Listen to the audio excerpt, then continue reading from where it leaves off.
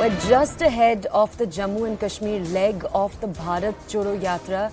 We have big news. It turns out the state's Congress spokesperson has, as we speak, just resigned. This is Deepika Rajawat. She has resigned from the party. Now, she said that she was left with no option but to resign from the Congress over the decision taken by the party state unit to allow a former minister, Chaudhry Lal Singh, to join the Yatra. She said that she's leaving on ideological grounds. I'll bring you more context because Singh, the man in question, Chaudhry Lal Singh, he was earlier criticized for participating in a rally that actually supported the accused in the rape and murder of an 8-year-old girl. This is the Kathua case back in 2018. Now, Deepika herself had been a particularly vocal supporter of the victim and the victim's family. She said that his participation stands opposite to the Bharat Jodo Yatra's values. Let's go over to my colleague Pallavi for more context. Pallavi, over to you. Well said. Deepika Nath was someone who was a lawyer in the case of the Kathua case of the victim's family. And if you look at her tweet which she put out yesterday, it is something which becomes extremely damaging to her for the Congress party. Because here you have the Congress party which talks about Nari Shakti, women empowerment. Priyanka Gandhi Vadra herself was in Karnataka on the 16th where she came out with a scheme for women. And Rahul Gandhi also has been talking about this in Punjab and wherever he's been traveling. And Haath Se Haath Jodo is a new campaign by the Congress party which talks about actually getting all the women of the country together to take on the BJP and the RSS mindset. In fact, Rahul Gandhi has often attacked the RSS for being anti-women. Now, this step which has been taken by Deepika Nath when she quit as the Congress spokesperson in Jammu and Kashmir, and the Yatra ends that critical leg, culminates on the 29th/30th in Srinagar, is going to be a huge blow to this claim by the Congress party that they completely believe in women empowerment. The silence in the Congress top leadership over how were they allowing someone who was actually defending and supporting the rapist is going to be something which is going to be very, very difficult for the Congress party to defend. Understand from you, Pallavi, what has Deepika said about her own interactions with the Congress leadership? I'm sure she's talked about, raising this concern. So how did the Congress leadership respond to her then? I'd just like to know a little bit more about what went on in terms of the internal workings of the party.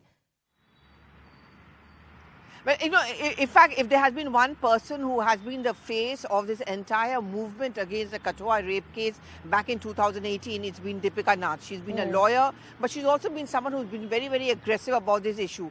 And her association with the Congress party later on came as no surprise because the Congress too had taken up this issue of how this woman was not getting justice, little girl was not getting justice because she belongs to a minority community, and how some of the BJP leaders, and she's talking specifically about Lal Singh, who was a minister and one of the persons who was defending the rapists, now very much on the Bharat Jodo Yatra. What Deepika made the ground then also, the justice was being denied. What she's making the ground now is also the justice has been once again denied.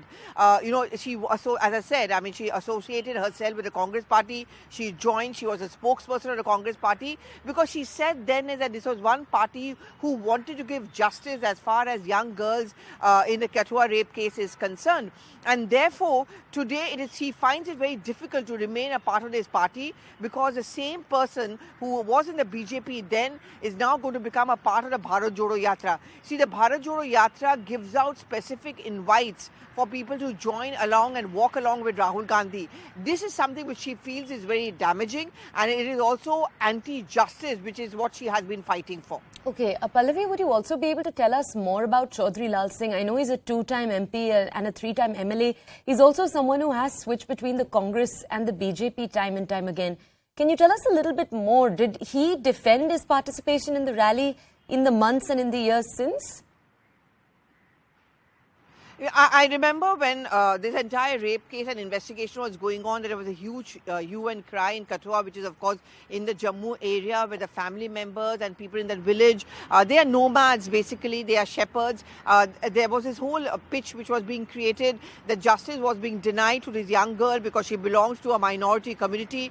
And there are no takers and defenders for them because they are from the nomadic community. And politically speaking, they do not have much of a political clout. At that point of time, Lal Singh, who was a minister and also belongs to a Jammu area, was among many of those BJP leaders at that point of time who were saying that the specific alleged rapists were the ones who were being maligned. Some of them were, of course, belonging to a temple where this girl was believed to have been kept in captivity.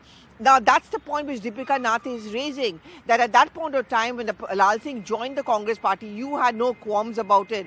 But now your same person is going to be a part of the yatra which claims to speak for justice, women empowerment, and also for love. What kind of a contradiction is this? Pallavi, thank you for highlighting that for us. Let's go over to my colleague Tejinder right now for more context on this.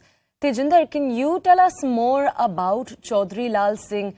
We've just highlighted for our audiences a little bit of his political history, that he's jumped back and forth from the BJP to the Congress, that he is a 2-time MP and a 3-time MLA. But I do want to understand the fact that he supported the accused in the Kathua case. Is that something that has stuck to his reputation in the years since? See, Chaudhry Lal Singh is known for these controversies. He was a member of parliament from the Congress party. Then he was a state minister, the Minister for Health, when Congress shared power in Jammu and Kashmir with PDP.